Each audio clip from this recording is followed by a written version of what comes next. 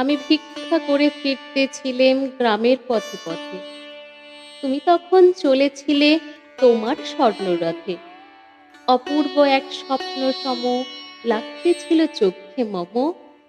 কি বিচিত্র শোভা তোমার, কি বিচিত্র সাজ। আমি মনে ভাবতেছিলেম এ কোন মহারাজ।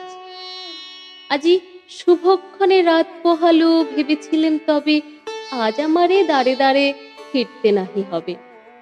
বাহির হতে নাহি হতে কাহার দেখা পেলেম পথে। চলিতে রথ ঘন ধান্য ছড়াবে দুই ধারে।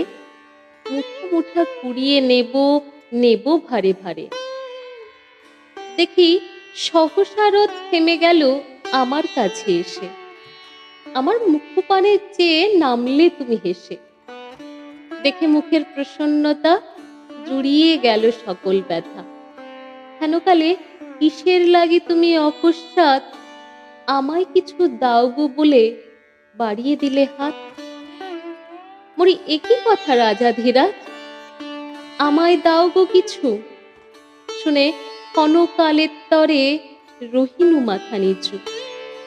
তোমার কি বা অভাব আছে ভিখারি ভিক্ষুকের কাছে, এ কেবল কৌতুকের বশে আমায় প্রবঞ্চনা। ঝুলি হতে দিলেম তুলি একটি ছোট কণা।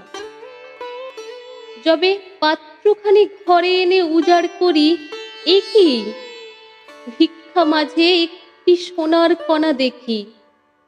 দিলেম যা রাজ ভিখারি রে, স্বর্ণ হয়ে এলো ফিরে।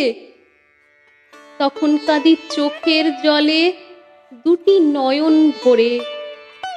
তোমায় কেন দিইনি আমার সকল শূন্য করে।